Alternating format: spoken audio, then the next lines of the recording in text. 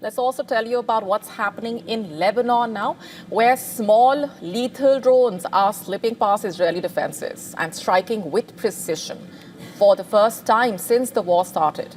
Compact, low-cost drones are hitting Israeli armor on the front lines.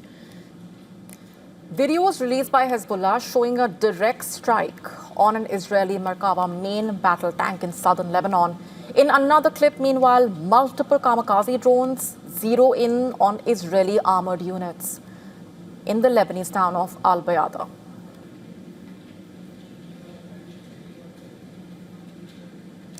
The videos suggest a major shift in Hezbollah's tactics, from sporadic fire to coordinated drone warfare. And these are not ordinary drones, by the way. As per reports, they carry RPG warheads and are controlled via fiber optic cables, making them largely immune to traditional jamming systems.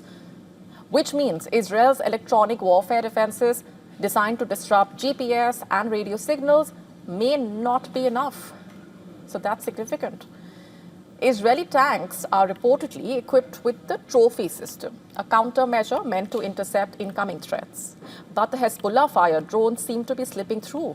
And experts are saying that their range, up to 5 or 6 kilometers, far exceeds that of conventional RPGs, giving its operators a deadly advantage from a safe distance. The human cost of the war is already visible. The Israel Defense Forces saying that 4 soldiers have been killed, 3 others injured in clashes with Hezbollah in southern Lebanon. Military analysts also saying that Hezbollah could be attempting to create a kill zone, a strategy seen in Ukraine, remember, where advancing forces are basically trapped and systematically targeted using drones and anti-tank weapons. As per Israeli officials, since the 2nd of March, Hezbollah has fired nearly 5,000 missiles, rockets, drones into Israel. And if traditional stockpiles thin out for Hezbollah, analysts expect an even greater reliance on cheap, high-impact kamikaze drones. Amid all of this, Israeli attacks in Beirut continue to intensify. Explosions lit up the night sky over the Lebanese capital as Israeli airstrikes pounded various parts of Beirut.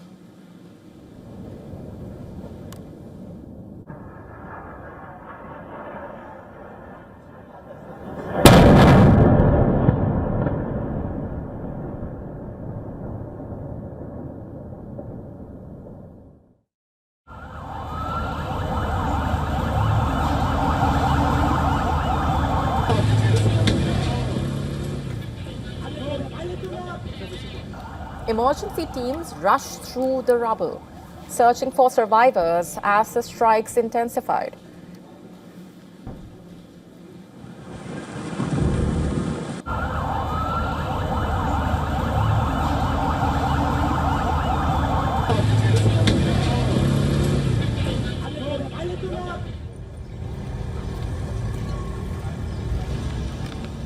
The aftermath revealed widespread destruction, flattened structures, shattered vehicles, streets stained with blood.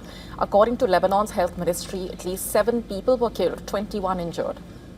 In the latest wave of Israeli strikes, and in Beirut's Jnah area, residents walked through the debris and the wreckage, trying to comprehend the scale of the damage. It is a treacherous attack. We don't know what happened. There are martyrs, 5 martyrs. There was fire. As you can see, it is a civilian area. Look, there are shrapnel everywhere in every centimeter of... We heard 4 missiles, but we can see 3 here.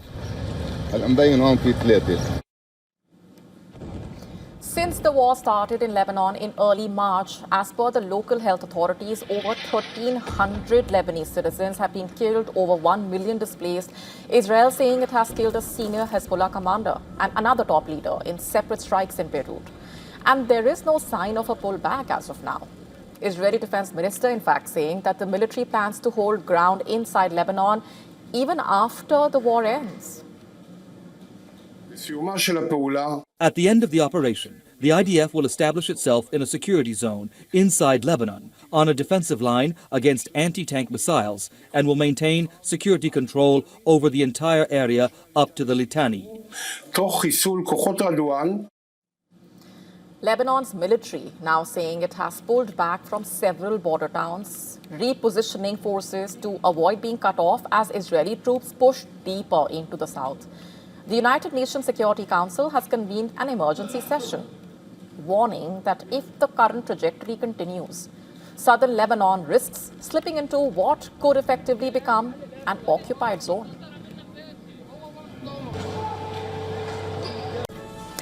At a time when missiles are flying across the Strait of Hormuz and airstrikes are lighting up the skies across West Asia, a parallel battlefield has emerged, far from the front lines. And this one is being fought with memes, mockery, digital firepower. Iran's embassies around the world are now taking on the United States online, not with missiles, but with viral posts, sarcasm, sharp internet humor.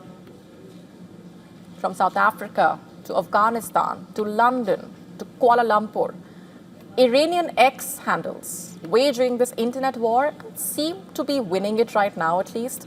One of the most striking posts coming from Iran's embassy in South Africa. A visual that dramatically depicts Iran choking the US in the Persian Gulf, showing a direct reference to the strategic edge over the Strait of Hormuz. Another post taking an even darker, more symbolic twist.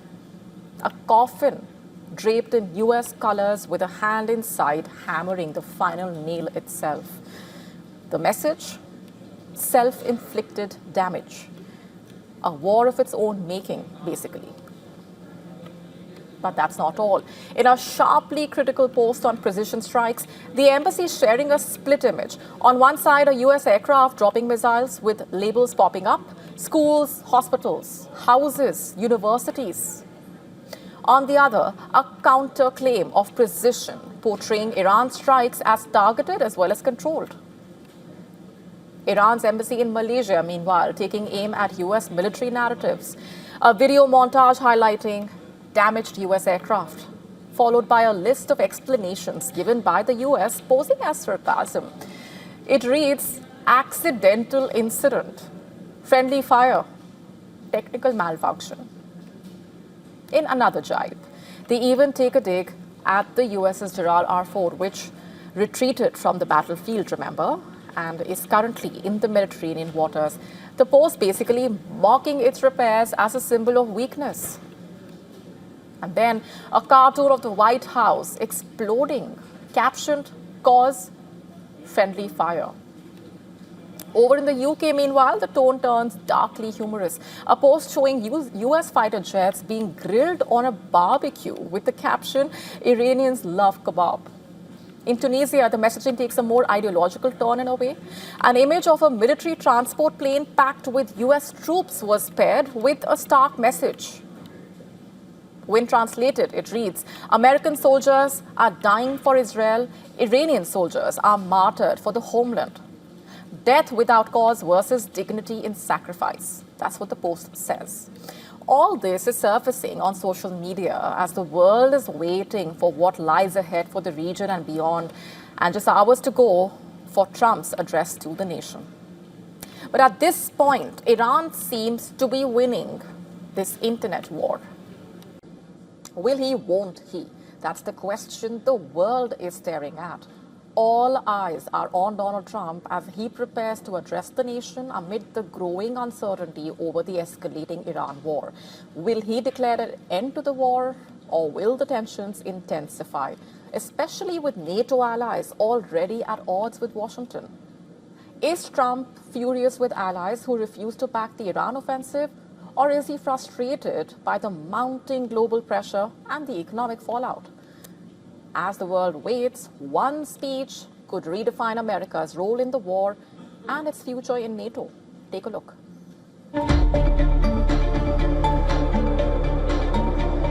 Ahead of his much-awaited speech, President Donald Trump says US is going to be out of Iran pretty quickly.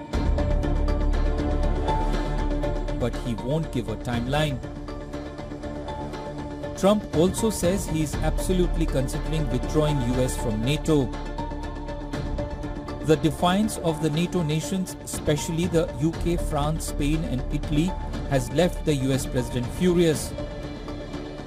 Trump expressed growing exasperation with NATO allies for not helping more, even though the alliance collective defense clause applies specifically to North America and Europe.